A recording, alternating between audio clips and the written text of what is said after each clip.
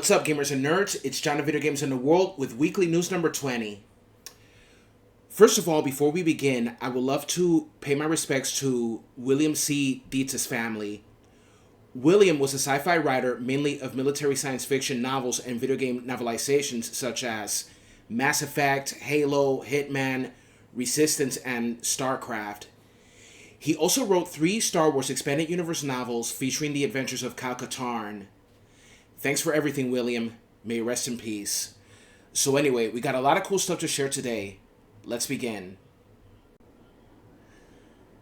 The Last of Us Season 3 is in production, and right now, the show has picked up a prolific Hollywood actor for a pivotal role, casting Patrick Wilson as Dr. Jerry Anderson, Abby's father, played by Kaitlyn Dever. Wilson is known for Watchmen, The Conjuring, and Insidious franchises and the Aquaman movies. The Aquaman movies, both garbage in my honest opinion.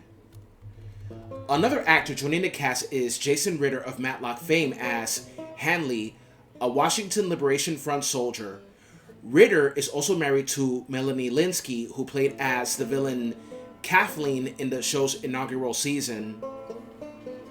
For those who have not played The Last of Us Part 2 or have not seen Season 2 of HBO's adaptation of the game, spoiler warning everyone, Season 3 will go back in time and depict events from Abby's point of view, much like in the game, thus giving Abby's friends significantly more screen time. For those who have played the game, Jerry was a surgeon who was supposed to operate on Ellie, potentially leading to a cure for the cordyceps infection that ravaged the world, but at the cost of Ellie's life. Jordan coldly kills Jerry to save Ellie, instigating Abby's quest for revenge. When I first played the game nearly 6 years ago, it made me ask the same question that is the tagline of the hit video game Heavy Rain, the following: how far are you willing to go to save someone that you love? Crazy, isn't it? Anyways, Jerry was briefly depicted in the Season 1 finale, but it wasn't Wilson in the role. Wilson will appear in flashbacks adapting the cutscenes from The Last of Us Part 2. The Last of Us Season 3 is expected to premiere in 2027, and it is known to be the final season since there is no info on The Last of Us Part 3 yet. Intergalactic, the Heretic Prophet is an upcoming video game by Naughty Dog, the same studio that brought you games like Crash Bandicoot, Jak and Daxter, Uncharted, and The Last of Us. This game was first announced at the 2024 Game Awards, and I remember how excited I was about this game, and it looked like it would be one of Naughty Dog's greatest hits. The main protagonist is Jordan A. Munn, a bounty hunter stranded on the planet Semperia. Jordan is voiced by and modeled after actress Tati Gabrielle. You could say that this is like Uncharted and The Last of Us meet either Halo or Metroid with a little bit of Star Trek and Star Wars in the mix. According to various sources, the development team is putting in extra hours to make sure the project meets its planned 2027 release window. The game is expected to be a big new sci-fi franchise for Naughty Dog, so I can only hope that it's way better than Starfield. Starfield didn't have that good criticism due to shallow gameplay, repetitive and empty elements, slow pacing, and story, etc. Too bad. As someone who likes some of Bethesda's titles like Elder Scrolls and Fallout, it was disappointing. Now, when it comes to Intergalactic, I hope that the developers can give us something truly amazing for this mid-2027. If the game is delayed, then it's okay, because a delayed game can end up becoming a success, while a rush game is forever bad. If the game will not be released by the date that it's aiming for, then that's okay. Sometimes delayed projects can fail too indeed, but as I always say, we're just going to have to wait and see how it turns out. Video game adaptations are truly a trend on the big screen and the flat screen these days. Who knows? Maybe these adaptations could be the next Marvel, but I doubt that they'll surpass the latter. How so? Mainly because of its owner, Disney. Marvel has a lot of cash and a lot of projects. When you think of video game adaptations on TV, you think of shows like Fallout, Halo, Knuckles, Arcane, League of Legends, The Last of Us, and Castlevania. When I first started this channel almost a decade ago, I remember hearing news about the Assassin's Creed game series being adapted for a TV series. Adi Shankar was going to create an anime, but it didn't happen. And I don't think it's going to happen anytime soon. This isn't the first time that Ubisoft's most beloved series is getting an adaptation, because in 2016 we had a live-action Assassin's Creed movie. Unfortunately, the movie was really dull and bad. Now, regarding this upcoming TV series by Netflix, a new cast has been announced. Toby Wallace and Lola Pettigrew will star in the live-action Assassin's Creed series along with Zachary Hart and Laura Marcus as series regulars. Netflix has additionally shared that Noomi Rapace, Ramsey Bedia, Sean Harris, and Corrado Invernizzi will join the series as recurring characters. Deadline reports that the series is expected to start production in Italy in 2026.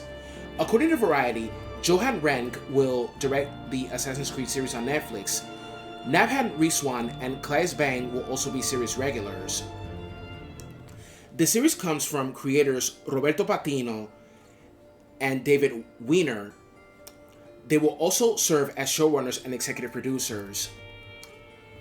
We've been fans of Assassin's Creed since its release in 2007. Every day we work on this show, we come away excited and humbled by the possibilities that Assassin's Creed opens to us, said Weiner and Patino and in a joint statement. Beneath the scope, the spectacle, the parkour, and the thrills is a baseline for the most essential kind of human story, about people searching for purpose, struggling with questions of identity and destiny and faith. It is about power and violence and sex and greed and vengeance. So, to Weiner and Patino, good luck to both of you, and do not make the same mistakes that the movie made. Please, por favor. The Assassin's Creed series has been around for 19 years, and in 2027 it will be 20 years. I was in college when the first game was released, and when I played it, I was totally blown away. Some games were phenomenal, others were okay. Some of them stank because of including RPG elements, which I didn't like. Well, let's hope that this TV show doesn't fail like the movie did.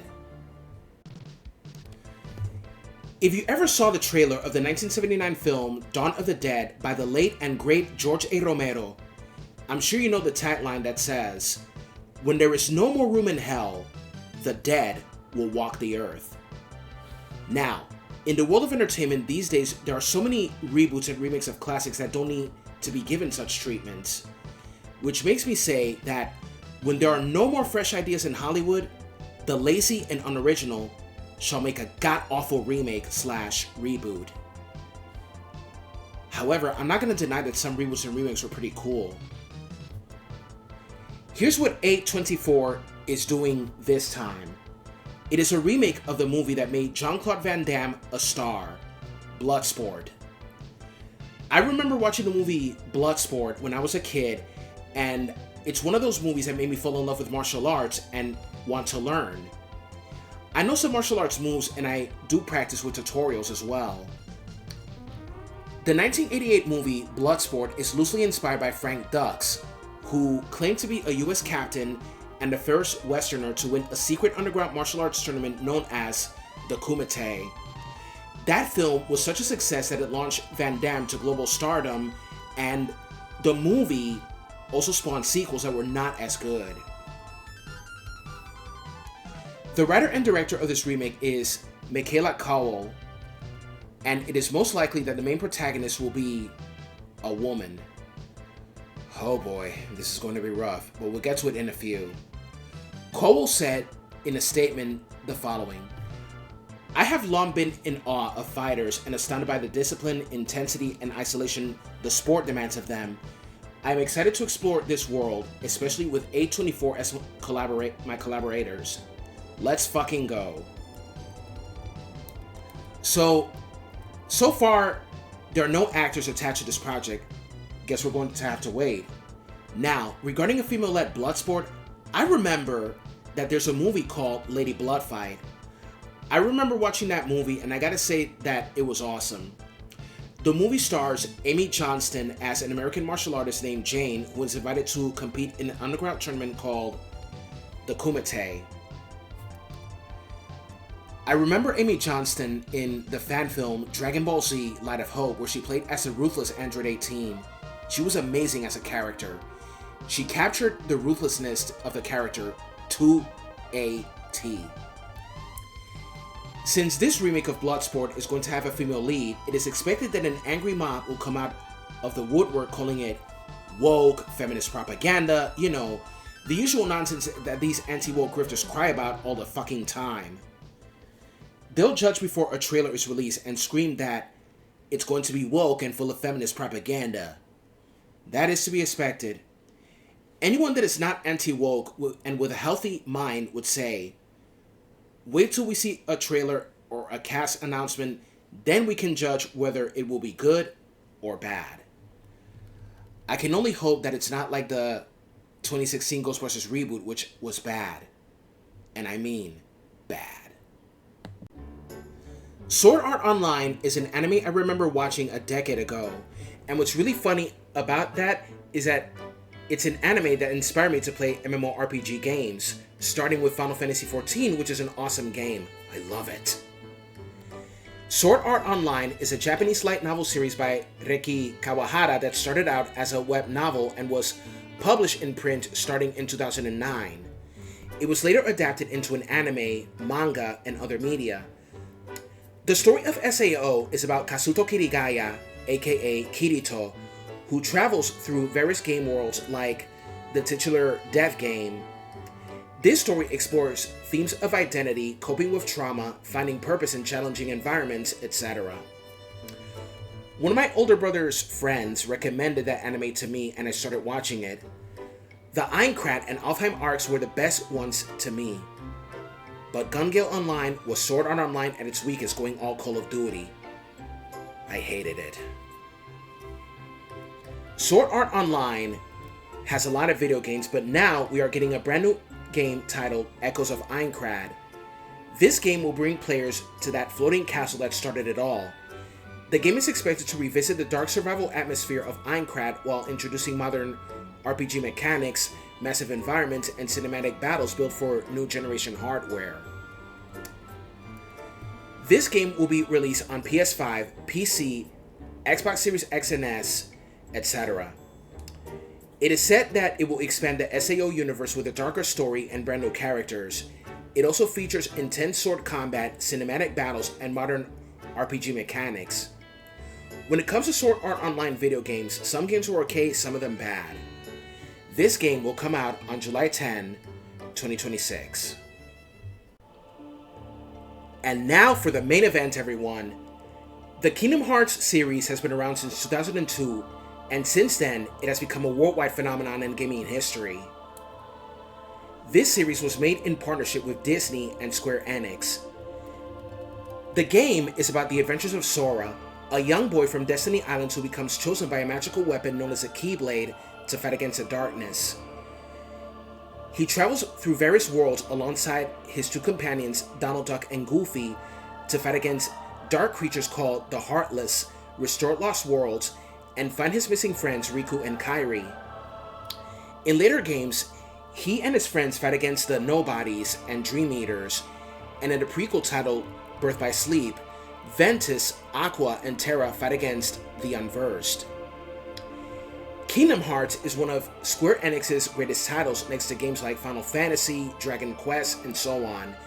It includes Disney worlds from classical animated films. In a time before Disney bought Marvel and Lucasfilm, those were truly the good old days. Well, it's finally happening. Kingdom Hearts 4 is finally entering full development. This game will have a darker tone with stunning visuals, rain-soaked neon environments, and intense battles hint at a more mature and cinematic experience.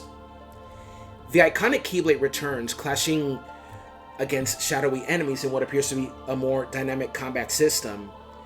Fans are already speculating about new worlds, characters, and story twists. I, as a longtime fan of the series, couldn't be more excited, and I am planning to make a playthrough of this iconic series someday. Playing Kingdom Hearts games got me very nostalgic for my childhood days, watching all these animated classics with my parents and siblings. I still watch all these movies to remember the good days and feel that fire they had compared to movies today. For Kingdom Hearts 4, I wonder what Disney worlds will we see? I hope we get worlds such as The Incredibles, Jungle Book, Atlantis, Robin Hood, Pocahontas, Princess and the Frog, A Bug's Life, Treasure Planet, Finding Nemo, WALL-E, Moana, etc. I will also love to see that underrated Disney classic, The Great Mouse Detective. Love that movie. And that's it for the weekly news, everyone. Be sure to comment, like, hit that subscribe button, and share with everyone you know. This is John of Video Games in the World signing off. Take care, and I will see you all next time. Bye!